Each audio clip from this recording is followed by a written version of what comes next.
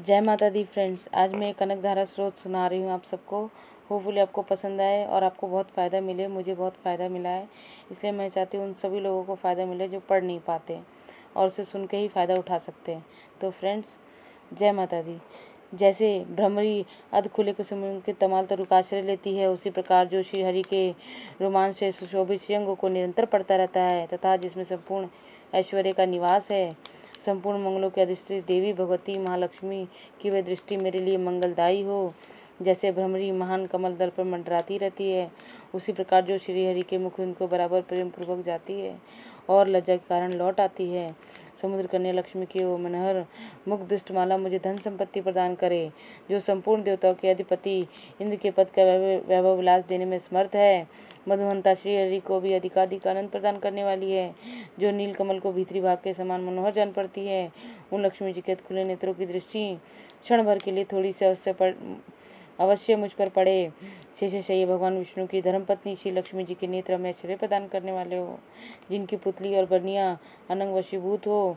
अधखुले किंतु साथ ही में निर्मस अपलक नैनों से देखने वाले आनंद कंद श्री मुकुंद को अपने निकट पाकर कुछ तिरछी हो जाती हैं, जो भगवान मधुसूदन के कौस्तुभमणित वक्ष स्थल पर इंद्रमूली मई हरावली से शोभित होती है तथा उनके भी मन में प्रेम का संचार करने वाली है। वह कमल कुंजवासिनी कमला की कटाक्ष माला मेरा कल्याण करे। जैसे मेघों की घटा में बिजली चमकती है, उसी प्रकार कटप शत्रु श्री विष्णु की काली मेघ माला श्याम सुंदर वक्ष स्थल पर प्रकाशित होती है।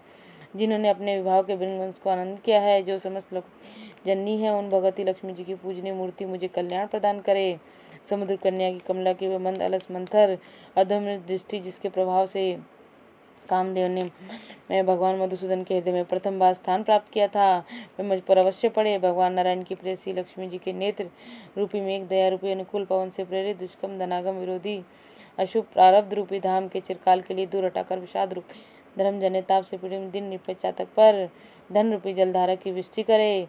विशिष्ट बुद्धि वाले मनुष्य जिनकी प्रीतिपात होकर जिस दया की दृष्टि के प्रभाव से स्वर्ग पद को सहज ही प्राप्त कर लेते हैं, पदासन पद्मा की वे विकसित कमल गर्भ के समान कांतिमय मुझे मनवांछित पुष्टि प्रदान करे। जो सृष्टि लीला के समय वाग देवता ब्रह्म शक्ति के रूप में विराजमान होती है तथा परलीला के काल में शकंभरी भगवती दुर्गा अथवा पार्वती रुद्र शक्ति के रूप में अवस्थित होती है। त्रिभुवन के एकमात्र पिता भगवान नारायण की उन नित्य यौन प्रेयसी लक्ष्मी जी को नमस्कार है। माता शुभ कर्मों को फल देने वाली श्रुति के रूप में आपको प्रणाम है। रमणीय गुणों को सिंधु रूपारती के रूप में आपको नमस्कार है। कमल वन में निवास करने वाली शक्ति स्वरूपा लक्ष्मी को नमस्कार है तथा पुष्टि रूपा पुरुषोत्तम प्रिया को नमस्कार है।